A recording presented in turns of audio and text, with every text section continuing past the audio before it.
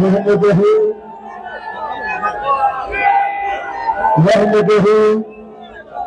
نصلي على رسوله الكريم بسم الله الرحمن الرحیم. قابل صد احترام جناب ملک رشید احمد خان صاحب، برادران عزیز جناب ملک احمد سعید خان صاحب، میرے وہ ساتھی اور دوست جن سے آج میں نے درخواست کی، جن میں بے شمار وہ دوست تھے جن کے بارے میں میری خواہش ہے کہ وہ اس سٹیج پر ساتھ ہوتے، تو میں نے ان سے درخواست کی کہ آپ پنڈال میں اپنے بھائیوں اور ساتھیوں کے ساتھ ہوں گے. آپ سب کو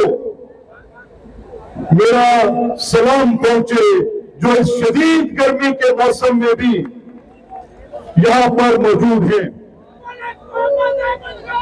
میرے سے قبل ملک احمد سعید خان صاحب نے یہ کہا کہ ایک دن کے مختصر نوٹس پر آج کا یہ اجتماع صرف اس پیغام پر کہ پاکستان آج مختلف چیلنجز میں گھرا ہوا ہے. وہ چیلنجز چھوٹے چیلنج نہیں ہیں. آج کا دور ذرائع ابلاغ کا دور ہے. آج میں اور آپ سوچنے سمجھنے کی صلاحیت رکھتے ہیں. آج میرے اور آپ کے پاس اگر ایران میں کوئی کام ہو رہا ہو، پلک جھپکتے اس کی خبر ہمارے تک آتی ہے.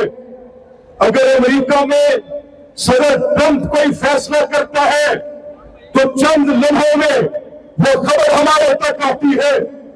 اگر کوئی نیتن یاہو جیسا غدار گنڈا اگر وہ کوئی فیصلہ کرتا ہے تو چند لمحوں میں وہ خبر ہمارے پاس آتی ہے. اگر فلسطین میں نہتے مسلمانوں کو شہید کیا جاتا ہے تو ہم وہ تصویریں دیکھتے ہیں. ہمارے سامنے ان معصوم بچوں کے لاشیں اٹھائے ان کے باپ لوہوں کنا ہسپتالوں کی طرف بھاگتے ہیں. وہ بھی آگے کھنڈر مسمار کیے ہوئے ہوتے ہیں. وہ ظلم کی داستانیں ہم اپنی آنکھوں سے پلک جھپکتے دیکھتے ہیں. یہ رائے عامہ ہوتی ہے جو قائم ہوتی ہے، اور میں آپ کا شکر گزار ہوں کہ جب آپ کو یہ پتا چلا کہ چاہے کوئی کتنے مرضی بڑے قد کا ہے اس نے ہمارے شہداء پر ہرزہ سرائی کی ہے، تو آپ لپٹ کر جھپٹ کر اس میدان میں آج یہاں پر اکٹھے ہیں. یہ صرف اور صرف شہداء کی حرمت کو سلام کرنے، ان کے خاندانوں کو یہ بتانے کہ شہید کی جو موت ہے وہ قوم کی حیات ہے.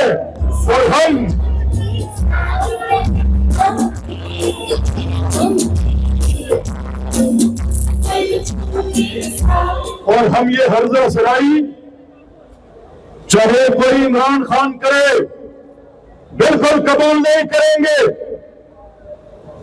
نہیں بھولا وہ 9 مئی کا دن، وہ ایک دن جس دن پاکستان کی 29 چھاؤنیوں پر حملہ ہوا. یہ افواج میرا فخر ہے، یہ ان کے میڈلز، یہ ان کی سجیلی وردیاں، یہ میرا فخر ہے. ان کے فخر کو کوئی چھیننے کی بات کرے گا تو یہ ہے وہ عوام کا ٹھاٹھے مارتا ہوا سمندر جو تمہارا راستہ روکے گا. بالکل برداشت نہیں کرے گا.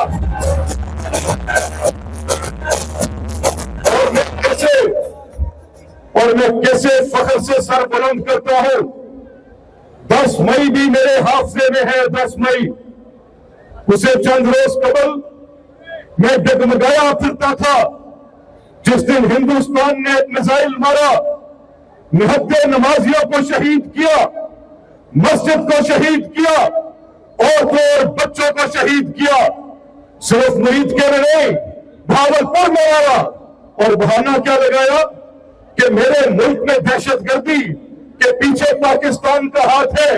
اور ذرا سوچو عقل کی بنیاد پر سوچو، یہ کیسے تصور کیا جا سکتا ہے کہ وہ ملک جو پچھلے 30 سال سے اس دہشت کے خلاف لڑ رہا ہو، وہ ملک جس نے 1 لاکھ سے زیادہ افراد کی قربانی دی ہو، شہادت دی ہو، وہ ملک جس نے اپنے اسکول کے بچوں کے APS میں لاشیں اٹھائے ہو، وہ ملک جس کے پورے وکلا کی کمیونٹی کو کوئٹہ میں پلک جھپکنے میں لقمہ اجل بنا دیا گیا ہو، وہ ملک جس کے بازار چوراہوں میں، جس کی ہائی کورٹوں میں، جس کے داتا درباروں میں، وہ ملک جس کی امام بارگاہوں میں عبادت گزاروں کو جو سجدہ ریز ہیں ان کو شہید کر دیا جائے، وہ ملک جس کے چپے چپے پر دہشت گردوں کی کارروائیوں کے نشان ہو، وہ کیسے کر سکتا ہے؟ میرے وزیر اعظم نے کہا، جناب شہباز شریف نے کہا، آپ کو پتہ ہے نا وہ آپ کے MNA بھی ہیں، انہوں نے کہا کہ اگر کوئی ثبوت ہے تو پہلگام واقعے کا ہندوستان وہ ثبوت پیش کرے۔ ثبوت کوئی نہیں تھا۔ میرے وزیر اعظم نے کہا کسی تیسرے فریق سے اس کی تحقیق کرا لو، اس کا انصاف کرا لو، جرگہ بٹھا دو، انکوائری کرا لو، کمیشن بٹھا دو، UN دیکھ لے، دنیا کی کوئی بڑی باڈی اس کو دیکھے اور دیکھ کر بتائے کہ کہیں پاکستان کا اس کے اندر رتی بھر بھی کوئی عمل دخل ہے۔ آج تک مجرمانہ خاموشی ہے ہندوستان کی طرف سے، اقوام عالم نے، سفارتکاری نے پاکستان کے اس موقف کو تسلیم کیا، لیکن پھر بھی میں ڈگمگایا پھرتا تھا۔ میری خود مختاری پر حملہ تھا، میں ڈر گیا تھا کہ یہ ہندوستان اپنی برتری ثابت کر گیا، اپنی ہیجمنی کریٹ کر گیا، جب چاہے گا بارڈر پار سے میزائل مارے گا، سرجیکل سٹرائکس کرے گا۔ میں اپنی افواج کی طرف دیکھ رہا تھا، اللہ کریم کے آگے دعا گو تھا، راتوں کو اٹھ کر پریشان پھرتا تھا کہ یہ میرا ملک جو اتنی قربانیاں دے کر حاصل کیا آج ہندوستان کے تسلط میں آ جائے گا۔ میں سہما ہوا تھا، ڈرا ہوا تھا، مایوس تھا، اور پھر یکا یک چشم فلک نے کیا دیکھا کہ 4 گھنٹے کے اندر 10 تاریخ کی صبح کو یہاں سے میرے شاہین اڑے اور ہندوستان کے وہ 4 رافیل لمحوں میں گرا کر زمین بوس کیے۔ 1 سال کے بعد پتہ چلا، امریکہ کی ایجنسیوں نے بتایا، دنیا کی ایجنسیوں نے بتایا، فرانسیسی ایجنسیوں نے بتایا، جنہوں نے جہاز بنائے تھے، کہ یہ 4 بھی نہیں 8 گرائے تھے۔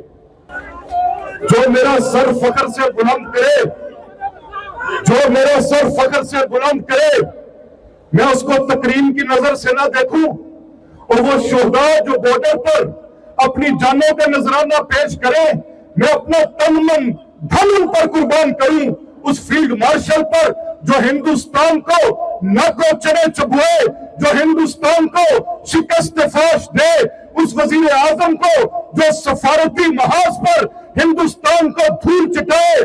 آپ میرے ساتھ مل کر بآواز بلند یہ بتائے کہ پاک افواج کے ساتھ ہمارا رشتہ محبت کا رشتہ ہے، محبت کا رشتہ ہے، محبت کا رشتہ ہے، عقیدت کا رشتہ ہے۔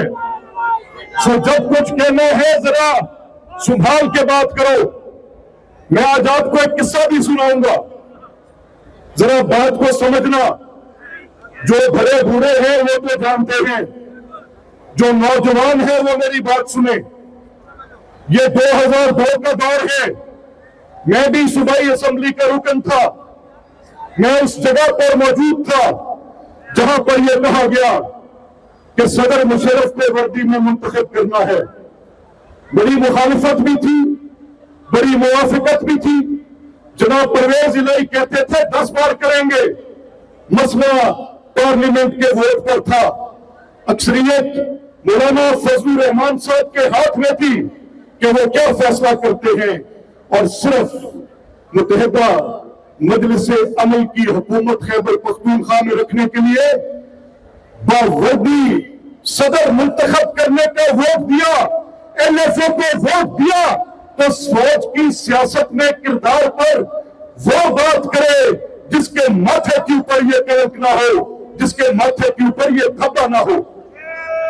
عمران خان فوج کے خلاف بات کرے تو جب فوج کی گود میں بیٹھ کے حکومت لے تب کوئی بات نہ کرے، اور جب فوج نیوٹرل ہو جائے تو پھر کہے کہ غدار ہے۔ میں سب کچھ برداشت کر سکتا ہوں، لیکن آپ کے مینڈیٹ کی توہین برداشت نہیں کر سکتا۔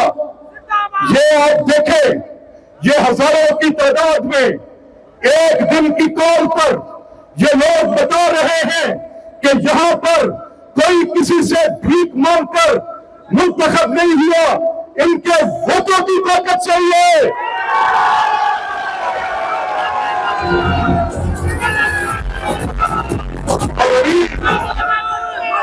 ابھی تو یہ جو جمع وفیر ہے، ابھی تو یہ ایک پیسنجر ٹرین کے افتتاح پر ہے۔ ابھی تو جب یونیورسٹی آنی ہے تب کیا ہوگا؟ ابھی جب موٹر وے آنا ہے تب کیا ہوگا؟ میں یہ کہوں گا کہ خیال کریں، یہ بنیادی حق ہے میرا، یہ گلی نالی سڑک، یہ کسی کا کوئی احسان نہیں ہے، یہ تو میرا رائٹ ٹو گڈ لائف ہے، اچھی زندگی کا حق۔ آئین پاکستان مجھے اس کی ضمانت دیتا ہے، میں اس کی بنیاد پر بات نہیں کروں گا۔ میں بنیادی حق اس لیے مانتا ہوں کہ مجھے آئین ضمانت دیتا ہے۔ میں گلی نالی کے ڈیولپمنٹ کے نیریٹو پہ آپ سے، اس بیانیے پہ آپ سے کبھی ووٹ مانگنے نہیں گیا۔ میں تو یہ کہہ کر جاتا ہوں کہ یہ آپ کا بنیادی حق ہے، یہ آپ کی دہلیز پر پہنچانا ریاست کی ذمہ داری ہے، اور جو نہیں پہنچا پائے گا وہ اپنے ساتھ بھی برا کرے گا، اور آپ کے ساتھ بھی، اور آپ کے ساتھ بھی، اور آپ کے ساتھ بھی۔ میرا سیاسی حق بھی ہے کہ مجھے شہروں کے برابر زندگی دو۔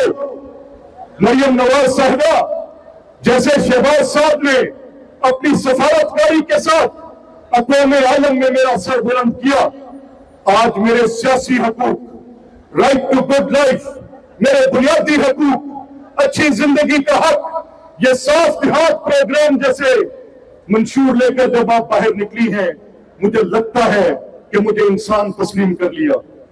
پہلے تو لوگ کہتے تھے کہ میونسپل سروسز ان کا حق ہے جو میونسپل ٹیکسز دے۔ ہم کہتے تھے کہ ٹیکس لینا ہے تو لو، اگر اسلام آباد میرے سے ٹیکس لے میں بالکل نہیں دیتا، لاہور لے میں بالکل نہیں دیتا، قصور لے میں تب بھی نہیں دیتا۔ لیکن اگر میرے گاؤں کی مقامی یونین کونسل میرے سے کوئی اگر ٹیکس لے، میری تعلیم پر خرچے، میری صحت پر خرچے، میری سڑک پر خرچے، یہ ایسے واقعات، دل ہلا دینے والے واقعات، یہ جو پہلے بچے یہاں پر تالاب میں گر کے، اس جوہر میں گر کے اس کو صاف کرنے کا مجھے حق دے، میرے سیاسی حقوق، اگر مجھے یہ یونین کونسل یہ فیصلہ کر کے دے تو میں ایک نہیں جھولیاں بھر کے ٹیکس دوں کہ اگر میرے پہ لگا کر میرے پہ خرچ کرتی ہے تو۔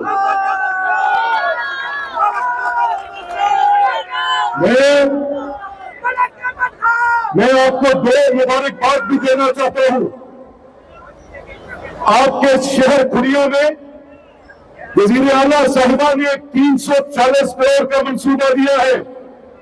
یہ صرف سیمنٹ بجری کا منصوبہ نہیں ہے، یہ میرے پانی کو صاف کرنے کا منصوبہ ہے، وہ میرے پانی کو صاف کرنے کا منصوبہ ہے، میرے ایکوا فائر کو یعنی زیر زمین پانی کو بھی گندا ہونے سے بچانے کا، مجھے کینسر کی بیماری سے بچانے کا، مجھے جگر سے بیماری سے بچانے کا، مجھے یرقان کی بیماری سے بچانے کا، جس میں میری نسلیں ایک تکلیف سے گزر رہی ہے۔ شکریہ مریم نواز شریف کہ اتنی حقیر رقم کے ساتھ یہ اپنے منصوبہ صرف دنیا میں نہیں دیا، کوٹ راجا کشن نے بھی دیا، اور یہ کم از کم 10 ارب روپے کی لاگت کے منصوبے ہیں۔ میں آپ کا شکر گزار ہوں کہ آپ نے وسائل کا رخ دیہات کی جانب موڑا ہے، ہمارے حقوق دیے ہیں ہمیں، میں آپ کا شکر گزار ہوں. اسی طرح سے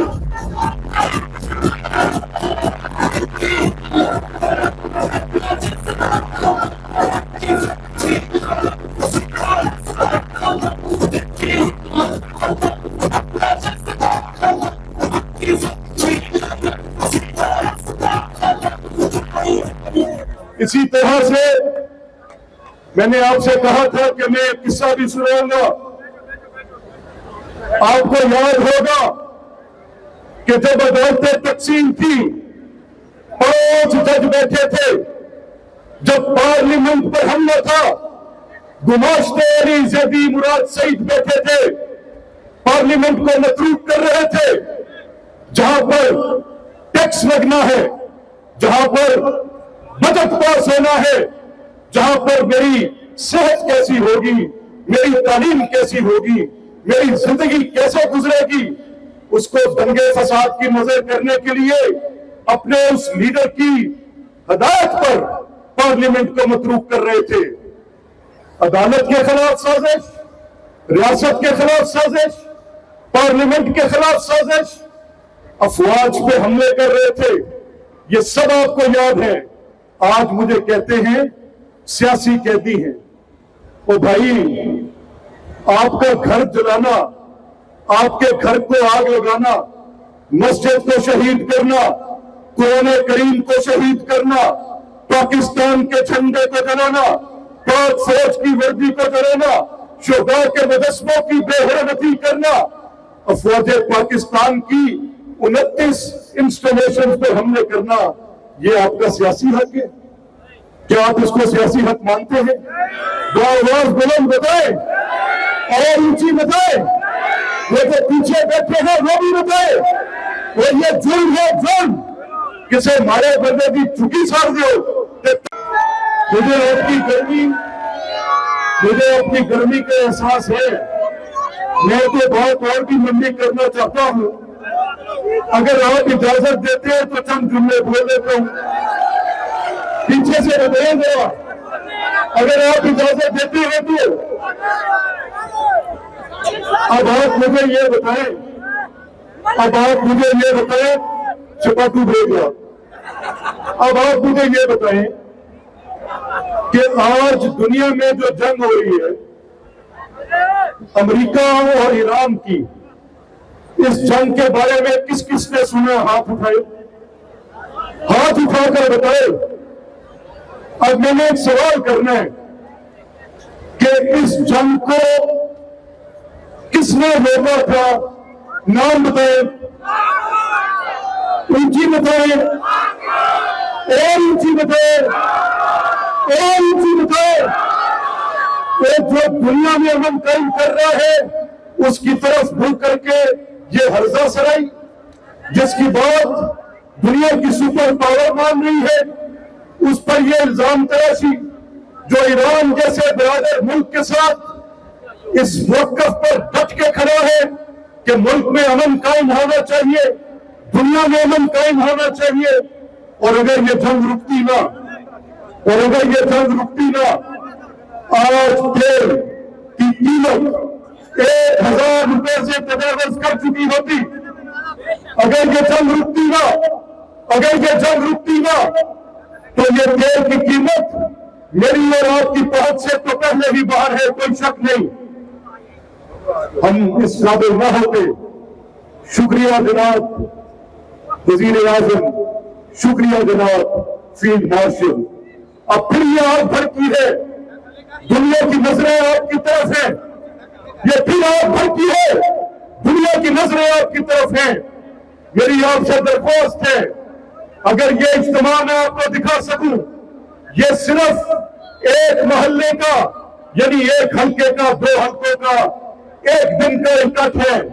جب آپ پاکستان میں اس عوامی حمایت کے لیے, اس ایجنڈے کے لیے بڑی قیادت باہر نکلے گی, جب شہباز صاحب نکلیں گے, جب مریم نواز صاحبہ نکلیں گی, سب سے بڑھ کر جناب میاں نواز شریف نکلیں گے, تو پھر کیسا عوامی اجتماع ہوگا ذرا نعرہ لگا کر بتائیں. اور اس کی گونج دور تک جانی چاہیے. صرف بتانا یہ مقصود تھا کہ آپ شہداء کی بے حرمتی مت کریں، اس جنگ میں پھنسی فوج کے خلاف بیانیہ ترتیب مت دیں۔ ہاں، اگر آپ نے فوج کے سیاسی کردار پر بات کرنی ہے تو پہلے قبول کریں، ایم ایف او کو ووٹ دینا قبول کریں، صدر مشرف کو باوردی منتخب کرانے میں ووٹ دینا قبول کریں، متحدہ مجلس عمل کی حکومت فوج کے کندھوں پر بیٹھ کے بنانے کو قبول کرے۔ اسی طرح سے وہ جو دوسرا طبقہ، انتشاری طبقہ آج یہ کہتا ہے کہ ہم سیاسی قیدی ہیں، پہلے جرم کا اور سیاست کا حساب موازنے کریں، توڑ لیں، تقریر رکھ کے فیصلہ کر لیں۔ میں آج کچھ ترقیاتی کاموں کا بھی اعلان کروں گا جو ملک رشید صاحب کی قیادت میں، اور ملک احمد سعید خان، آپ جانتے ہیں کہ میں تو کل کہیں مصروف تھا، چند گھنٹوں کے لیے آیا، ایک دو جگہ گیا۔ یہ آج کا اجتماع آپ کی شاندار کاوش ہے، اور اگر یہ میرا ایک بھائی اپنی اس محنت کے ساتھ، آپ سب دوستوں کی دن رات خدمت کے ساتھ اپنی محبت کو ایسے جوڑ کر رکھتا ہے، دن رات آپ کی خاطر اپنے آپ کو وقف کرتا ہے، دن رات آپ کو میسر ہوتا ہے، میں تو کبھی ہوا کبھی نہ ہوا، آپ کا مجھ سے یہ شکوہ بھی رہتا ہے، لیکن شاباش ملک احمد سعید خان، آپ نے یہ موقع کبھی خالی نہیں چھوڑا۔ یہ آج اس مجلس میں یہ اعلان کرنا چاہتے ہیں ملک رشید صاحب کی قیادت میں کہ یہ قصبہ سریا، اس کا مقدر بدل چکا، یہ یونیورسٹی ٹاؤن کے طور پر پاکستان میں ابھرے گا، اور جو یونیورسٹی یہاں بن رہی ہے، آپ کو جان کر خوشی ہوگی کہ یہ پاکستان کی پہلی ایگریکلچرل ٹیکنالوجی یونیورسٹی ہے، چین کی یانگلینڈ یونیورسٹی کی طرف پر۔ یہاں پر خوشحالی آئے گی، یہاں پر روزگار آئے گا، یہاں کے بچے انجینئرز بنیں گے، ایگریکلچرل سائنٹسٹ بنیں گے، ایک ایک گھر کا چولہا چلے گا، یہ میرا آپ سے وعدہ ہے، بے روزگاری ختم ہوگی۔ یہ بروبر ہوئے مجھے 3 سال لگے، مجھے 3 شبابی مجھے اور ملک رشید صاحب کو کم و بیش 3 سال لگے۔ میں ہر ہفتے اسلام آباد جاتا رہا، عرضی ہاتھ میں پکڑ کر۔ مسئلہ کیا تھا کہ حکومت سندھ کسی حد تک جائز بات بھی تھی، جس میں وہ یہ کہتی تھی کہ کراچی سکھر پہلے بنے، پھر پنجاب کی موٹر وے بنے۔ میں شکریہ ادا کرتا ہوں سندھ حکومت کا کہ جنہوں نے اس بات پر اتفاق کیا کہ اس پروگرام کی بھی ایک علیحدہ ساخت اور اہمیت ہے، اس کو بھی ساتھ شروع ہونا چاہیے، اور کراچی سکھر کو بھی، اور دونوں پروگرام انشاءاللہ ہماری موٹر وے پہ پہلا بلڈوزر 25 ستمبر سے پہلے چلے گا انشاءاللہ۔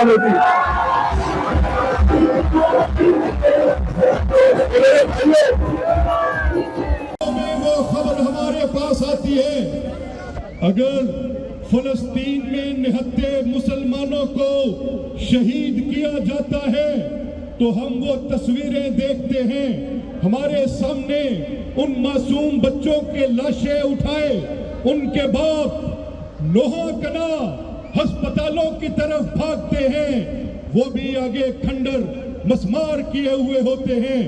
وہ ظلم کی داستانیں ہم اپنی آنکھوں سے پلک جھپکرائی کی ہے، تو آپ لپٹ کر جھپٹ کر اس میدان میں آج یہاں پر اکٹھے ہیں، یہ صرف اور صرف شہداء کی حرمت کو سلام کرنے، ان کے خاندانوں کو یہ بتانے کہ شہید کی جو موت ہے وہ قوم کی حیات ہے، اور ہم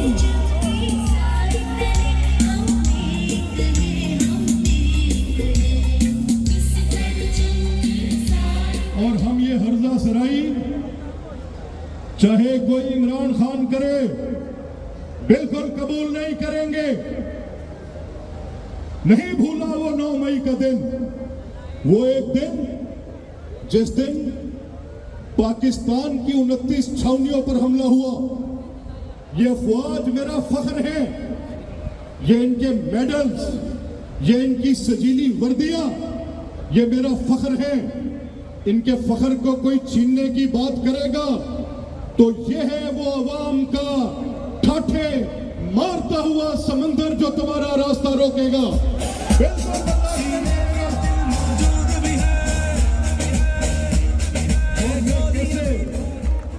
और मैं कैसे फख्र से सर बुलंद करता हूं। 10 मई भी मेरे हाफजे में है। 10 मई, उसे चंद रोज कबल मैं डगमगाया फिरता था जिस दिन हिंदुस्तान ने एक मिसाइल मारा, निहत्ते नमाजियों को शहीद किया, मस्जिद को शहीद किया, औरतों और बच्चों को शहीद किया। सिर्फ मुरीद के में नहीं, भावलपुर में मारा। और बहाना क्या लगाया कि मेरे मुल्क में दहशतगर्दी के पीछे पाकिस्तान का हाथ है। वो जरा सोचो, अकल की बुनियाद पर सोचो, ये कैसे तस्वुर किया जा सकता है कि वो मुल्क जो पिछले 30 साल से इस दहशत के खिलाफ लड़ रहा हो, वो मुल्क जिसने 1 लाख से ज्यादा अफराद की कुर्बानी दी हो, शहादत दी हो, वो मुल्क जिसने अपने स्कूल के बच्चों के APS में लाशें उठाए हो, वो मुल्क जिसके पूरे वुकला की कम्युनिटी को क्वेटा में पलक झपकने में। इस बस्ती ईदगाह को भी हमने उस ट्रीटमेंट ऑफ वाटर प्लांट के अंदर शामिल किया है। इनका ये मसला जल्द अज जल्द हल होगा इंशाअल्लाह।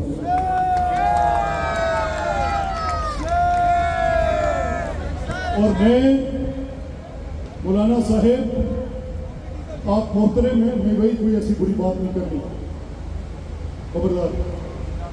आप मोहतरम हैं, आपसे तो इस किरदार की तवक्को है कि आप अपनी सियासी हिकमत के साथ इन पेचीदा मसाइल को हल करने की, इस गुत्थी को सुलझाने की कोई तरकीब और तजवीज़ करेंगे।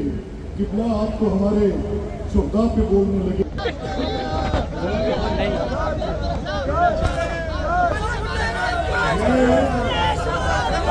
जिन्हें मैनू कहे एक शेर बोल दे, तेन एक ही कह के सुनाना तो फिर जाना। वो मैं कहना दस्तरस का मतलब पता नहीं, दस्तरस, वाह वाह, कि उनके आखे लगन का इख्तियार तेरे को है। यानी दस्तरस का कहना मतलब है कि जो तू मैनू आखना मैं करना। तो शेर फिर कुछ नहीं, मैं उसकी दस्तरस में तो हूँ लेकिन वो मुझको मेरी रजा से मांगता है। पाकिस्तान, पाकिस्तान, मियां नवाज शरीफ, जनाब शहबाज शरीफ, जनाब फील्ड मार्शल अफवाज पाकिस्तान, अल्लाह ताला आपका हामी और नासिर हो। ये आपका वार्म अप मैच था। अगले मैच आने हम इनको बताते रहेंगे कि हमारे मैंडेट की तोहीन नहीं हो सकती।